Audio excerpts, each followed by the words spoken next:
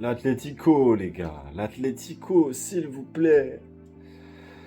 C'est toujours pareil avec eux. C'est toujours pareil. J'en ai marre, j'en ai marre. Ah, putain. Il y avait tellement moyen, les gars. Il y avait tellement moyen. J'ai tellement la rage. En plus, ça se voit pas, hein. Ça se voit pas. J'ai l'impression. Dès là, vous avez l'impression que je souris, hein. J'ai la rage intérieurement, là. C'est tellement dur, les gars. J'y ai tellement cru, et le rouge de Valverde, et les goals magnifiques de Molina, les gars, il y a tellement de choses à dire sur ce match. Donc, victoire du Real Madrid dans ce derby de Madrid contre l'Atlético au Camp Nou, j'allais dire tout à fait, au Santiago Bernabéu. C'était un super match de football, honnêtement. Première mi-temps, juste la première mi-temps, je pensais sincèrement que l'Atlético avait un niveau au-dessus. Voilà. En début de match, tu vois que l'Atlético pousse pour aller chercher. Bon, aussi le Real Madrid. Bon, jusque-là, ça s'équilibre. Mais quand tu vois que l'Atlético est quand même une défense qui est bien plus sur l'homme, bien plus concentrée que celle du Real Madrid, en tout cas j'ai trouvé, selon moi. C'est pour ça que le Real Madrid finit quand même par encaisser ce premier goal.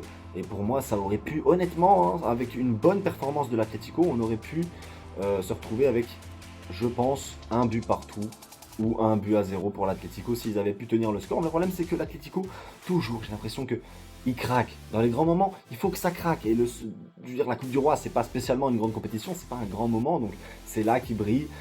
Mais en Ligue des Champions, ça brille pas, les gars. Et pourtant, actuellement, ils sont bien partis. Ils vont jouer contre nous. Honnêtement, vu comment ils se sont écroulés contre le Real aujourd'hui, je les vois pas nous battre en Ligue des Champions. Les gars, c'est pas possible. L'Atlético, c'est-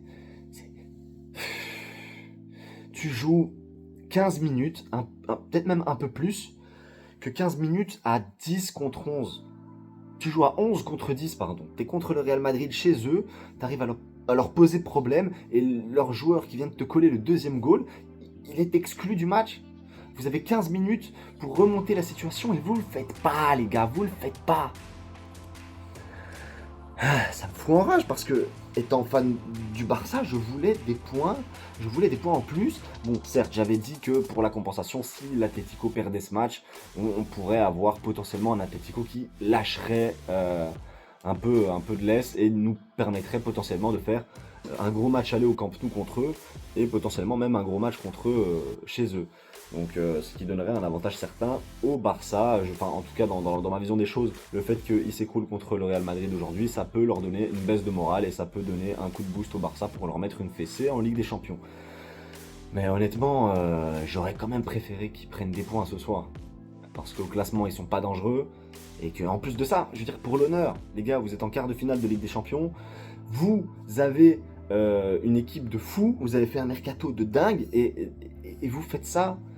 Vous avez possibilité de remonter un peu au classement. Ils sont loin des deux premiers, hein, je suis d'accord avec vous, mais c'est pas possible de sortir un match comme ça où tu t'écroules à la fin, où t'encaisses deux buts. Non, non, je suis pas d'accord, les gars. Mais honnêtement, c'est un beau match. Pour un supporter neutre de football, là on parle vraiment d'un supporter qui aime bien le football, qui joue au foot mais qui n'a pas de enfin, qui n'a pas de club supporter, à moins que ce soit le club de sa ville, voilà, mais qui n'a pas de club particulier, ou en tout cas dans ce match, ben, c'est un beau match de foot. Je veux dire, il y a eu un penalty, bon ça c'est, y a pas de problème. Pour moi, il y a penalty tous les jours. Mais il y a eu un penalty, il y a eu une superbe frappe. Honnêtement, Molina, sa frappe, elle est incroyable. Valverde qui égalise. Le goal de Vinicius pour le troisième, honnêtement, les gars, c'est trop aussi, c'est trop. Ça m'abat ce genre de goal, ça m'abat, ça m'abat. En fait, j'ai l'impression que pour vraiment tuer le Real Madrid dans cette Liga, il va falloir qu'ils viennent chez nous. Il va falloir venir au Camp Nou, les gars. On va tenter de leur mettre une raclée, ce serait bien, parce que je trouve qu'ils sont un peu trop à l'aise actuellement en Liga. Ils se permettent de prendre des points, de nouveau, on est de nouveau à 4 points d'écart. Moi ça m'embête parce que suffit juste qu'on perde contre contre le Real Madrid au match retour ici en Liga et qu'on fasse match nul une fois, ils nous repassent devant. Et je crois, si je dis pas de bêtises, on a encore un match à jouer contre l'Atlético nous aussi. cette Liga n'est pas terminée et cette fois-ci, il n'y a pas eu d'erreur d'arbitrage. Je trouve que l'arbitre a été complètement correct. D'ailleurs, c'est un bon arbitre, je trouve, de football. Je sais plus son nom, mais je l'ai déjà vu pas mal de fois, donc je sais que c'est un arbitre qui ne m'a jamais spécialement dérangé. Qu'est-ce qu'on peut dire d'autre sur ce match, honnêtement? Mbappé, qui est rentré dans le match, assez tard d'ailleurs, et qui a pesé. Hein. On l'a pas vu énormément, il n'a pas tenté énormément de choses, mais le peu qu'on l'a vu, c'est lui qui permet d'ouvrir l'angle pour Vinicius pour le troisième but du Real.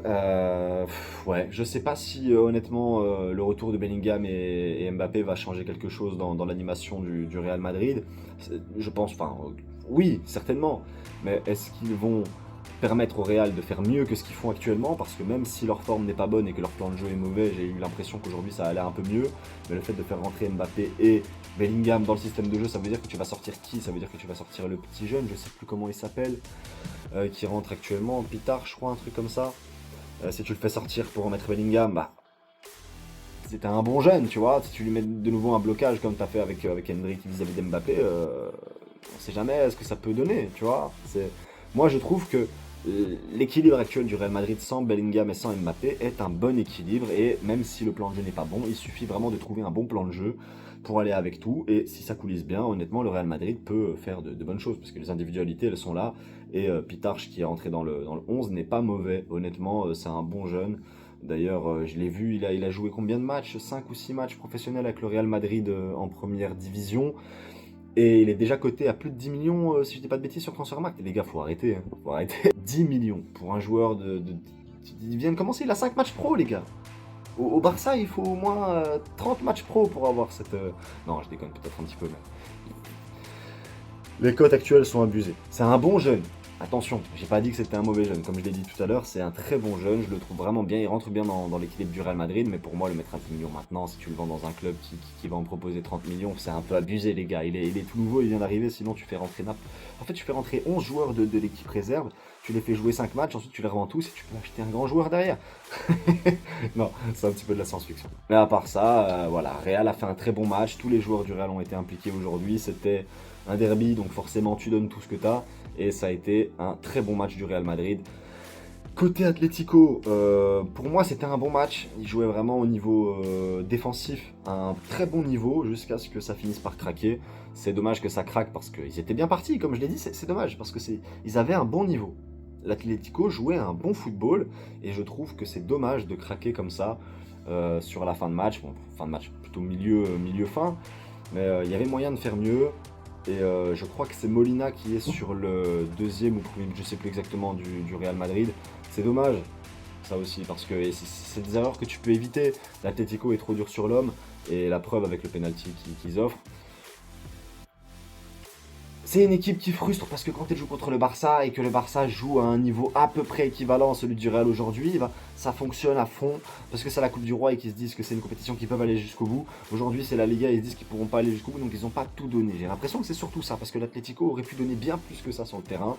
Ça n'empêche que ça reste un bon match de l'Atlético. Malgré qu'il n'ait pas joué à 100%, on voit que 3-2, c'est quand même pas un score fleuve. 3-2, c'était pas loin en plus avec l'exclusion de Valverde. D'ailleurs, ça, on va en parler maintenant. Le tacle, le geste de Valverde, il est monstrueux, les gars.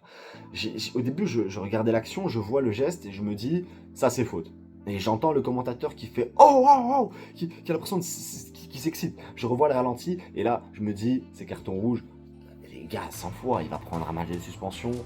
Et ce serait peut-être même à réfléchir pour en mettre un deuxième parce que j'ai eu vraiment l'impression que ce geste-là était plus volontaire que ce qu'on essaye de le faire croire. Enfin, que lui a essayé de le faire croire, mais voilà, c'est des choses qui, moi, ne me dérangent pas. Ça reste un derby, ça reste les deux Madrid qui s'affrontent, ça a toujours été comme ça. Hein, tous les matchs à enjeu, en plus, c'est la Liga. Le Real Madrid ne peut pas perdre de points, encore moins à la maison, et l'Atlético doit garder la tête solide. Donc, les deux font des fautes qui sont un peu anti-jeu. D'ailleurs, en parlant d'anti-jeu, j'ai trouvé ça assez frustrant aussi, même si beaucoup vont en rigoler. La sortie de Vinicius, qui se permet de retirer son brassard et d'aller le mettre gentiment sur le bras de je ne sais plus qui, Lounine, je crois, je sais plus. Je crois qu'il y en a eu pour 20 à 30 secondes, sachant que quand tu vois les nouvelles règles de la Coupe du Monde qui vont être appliquées, ça va être si tu mets plus de 10 secondes à sortir du terrain, je crois que le joueur entrant doit attendre 1 minute avant de rentrer sur le terrain, je crois un truc comme ça, ou 2 minutes, je sais plus. Mais ouais, quand tu vois qu'il met quand même 30 secondes et que l'arbitre lui met pas de carton, ça aussi, enfin voilà, ce sont des petites choses que moi je relève.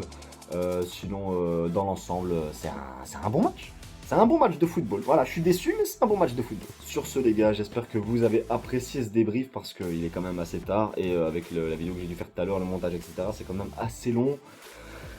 Et tous les shorts, etc., plus l'émotion des matchs, ben voilà, ça fatigue. Ça se voit peut-être, j'ai quelques petites cernes et je suis assez fatigué depuis quelques jours. Et d'ailleurs, je n'ai pas tenu ma petite promesse. Je suis toujours chez mes parents actuellement. Je rentre demain, c'est promis, pour le décor. J'ai essayé de changer un petit peu, voilà, j'ai changé d'endroit pour un petit peu maintenir la promesse quand même.